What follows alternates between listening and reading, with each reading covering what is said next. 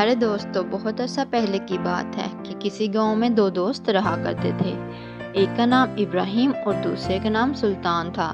سلطان نہایت ہی چالاک اور ہوشیار تھا۔ اس کے برعکس ابراہیم سیدھا سادہ اور شریف انسان تھا۔ ایک دن ابراہیم کو کسی ضروری کام کے لیے شہر جانا پڑا تو اسے واپس گاؤں لوٹنے میں کافی رات ہو چکی تھی، لہٰذا اس نے سوچا کیوں نہ گھر جلدی پہنچنے کے لیے مختصر راستہ اختیار کروں، جس میں ایک جنگل بھی پڑتا تھا۔ جنگل سے گزرتے ہوئے ابراہیم کو ایک چیز چمکتی ہوئی نظر آئی تو اس نے لپک کر اسے اٹھا لیا اور غور سے دیکھا تو اس کی خوشی کی انتہا نہ رہی، کیونکہ وہ ایک ہیرے کی انگوٹھی تھی۔ گھر پہنچ کر اس نے اپنے والدین کو انگوٹھی کے بارے میں بتایا تو وہ بہت خوش ہوئے۔ اگلے دن ابراہیم نے سلطان کو وہ انگوٹھی دکھائی اور رات والا واقعہ بھی سنایا اور بتایا کہ وہ انگوٹھی کو بیچ کر کوئی کاروبار کرنا چاہتا ہے تاکہ اس کے والدین بھی سکھ کا سانس لے سکیں اور ان کی غربت کے دن دور ہو جائیں۔ ہیرے کی انگوٹھی کو دیکھ کر سلطان کے دل میں لالچ اور حسد پیدا ہو گیا اور اس نے انگوٹھی کو چرانے کا منصوبہ بنایا کہ اس کا دوست بھی اس پر شک نہ کرے اور وہ انگوٹھی بھی چرا لے۔ منصوبہ کے مطابق سلطان آدھی رات کو ابراہیم کے گھر میں چور کی طرح داخل ہوا اور انگوٹھی تلاش کرنے لگا۔ آہٹ سے ابراہیم کی آنکھ کھل گئی اور اندھیرا ہونے کے باوجود وہ اپنے دوست سلطان کو پہچان گیا اور اسے مخاطب کرتے ہوئے بولا، سلطان، تم یہ انگوٹھی نہیں لے جا سکتے۔ ابراہیم نے یہ کہتے ہوئے سلطان کا ہاتھ پکڑ لیا۔ سلطان نے کہا، ابراہیم، تم میرا ہاتھ چھوڑ دو ورنہ میں اس انگوٹھی کے لیے تمہاری جان بھی لے سکتا ہوں۔ یہ کہتے ہوئے سلطان نے ابراہیم کو دھکا دیا اور باہر کی طرف دوڑ لگا دی۔ ابراہیم نے چور چور کا شور مچا دیا۔ شور کی آواز سن کر ابراہیم کے والدین اور گاؤں کے لوگ بھی جاگ گئے اور چور کو پکڑنے کے لیے اس کے پیچھے بھاگے۔ سامنے سے رحیمو چاچا آ رہے تھے اور انہوں نے چور کو پکڑنے کی کوشش کی تو سلطان نے ان کے پیٹ میں چاقو مار دیا۔ اندھیرا ہونے کے باعث وہ ایک دوسرے کو دیکھ نہ پائے۔ گاؤں والوں نے چاچا کو اسپتال پہنچایا۔ تب تک ان کا بہت خون بہہ چکا تھا۔ اسپتال میں ڈاکٹر نہ ہونے کی وجہ سے انہیں طبی امداد نہیں مل سکی اور وہ فوت ہو گئے۔ جب پولیس کو اطلاع ملی تو انسپکٹر نے گاؤں آ کر تفتیش کی اور ابراہیم کا بیان ریکارڈ کیا اور ساتھ ہی سلطان کی تلاش بھی شروع کر دی۔ ادھر سلطان کو جنگل میں بہت دور جا کر ایک غار نما پہاڑ نظر آیا۔ غار کے نزدیک ایک خوبصورت جھیل بھی تھی۔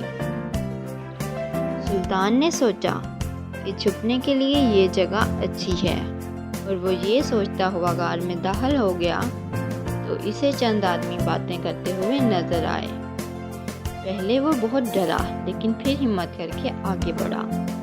وہ لوگ شکل اور حلیے سے ڈاکو لگ رہے تھے۔ ان میں سے ایک ڈاکو کو سلطان نے پہچان لیا۔ وہ ان ڈاکوؤں کا سردار تھا اور اس کی تصویر اخبار میں چھپ چکی تھی اور ان کی گرفتاری پر 5 لاکھ کا انعام بھی تھا۔ سردار کا نام شہباز تھا۔ اس نے آگے بڑھ کر سلطان سے پوچھا، کون ہو تم اور یہاں کیا کرنے آئے ہو؟ سلطان نے کہا، میں چوری کرتا ہوں اور کسی کے گھر چوری کرنے گیا تھا کہ پولیس وہاں پہنچ گئی اور میں چوری نہیں کر سکا۔ بڑی مشکل سے جان بچا کر بھاگا ہوں۔ پولیس میرے پیچھے ہے۔ سلطان نے جھوٹ بولا۔ ڈاکو نے کہا، ہمارے ساتھ کام کرو گے؟ سلطان نے سوچا کہ اس سے اچھا موقع نہیں ملے گا اور جٹ تیار ہو گیا۔ ان کے ساتھ کام کرنے کی حامی بھر دی۔ ادھر ابراہیم سلطان اور انگوٹھی دونوں کی تلاش میں تھا۔ ایک دن ابراہیم یہ سوچتے کہ سلطان کو کس طرح پکڑا جائے، جنگل کی طرف نکل گیا۔ ابھی وہ یہ سوچ رہا تھا کہ اسے سامنے ایک خوبصورت جھیل نظر آئی۔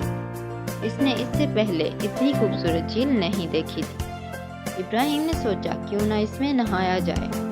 یہ سوچ کر اس نے قمیض اتار کر قریب ہی ایک پتھر پر رکھ دی اور خود جھیل میں اتر گیا۔ جب اسے نہاتے ہوئے کافی دیر ہو گئی تو اس نے سوچا اب چلنا چاہیے۔ وہ جھیل سے باہر نکلا اور قمیض پہن کر جانے ہی والا تھا کہ اس کی نظر اچانک غار پر پڑی۔ وہ غار کے نزدیک گیا۔ اسے کچھ لوگوں کے بولنے کی آواز سنائی دی۔ اس نے چھپ کر ان کی باتیں سنی، جس میں اسے سلطان کی آواز بھی سنائی دی۔ اس نے فوراً شہر جا کر پولیس انسپکٹر کو اطلاع کی اور ڈاکوؤں کا منصوبہ بھی بتایا۔ انسپکٹر نے چودھری کی حویلی میں جا کر انہیں اس بات سے آگاہ کیا اور چودھری اور تمام گھر والوں کو محفوظ مقام پر پہنچا دیا۔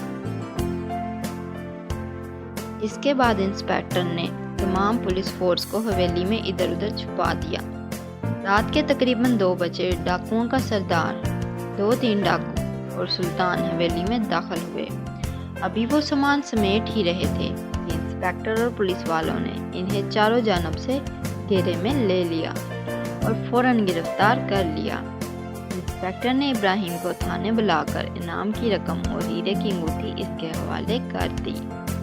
تو پیارے دوستو، دیکھا جب دوست مخلص نہ ہوں تو وہ کسی بھی حد تک جا سکتے ہیں، ایون کہ وہ اپنے دوست کی جان بھی لے سکتے ہیں۔ تو ایسے دوستوں سے ہمیں محتاط رہنا چاہیے۔ اور اگر آپ نے میرے چینل کو سبسکرائب نہیں کیا تو سبسکرائب کریں۔ شکریہ۔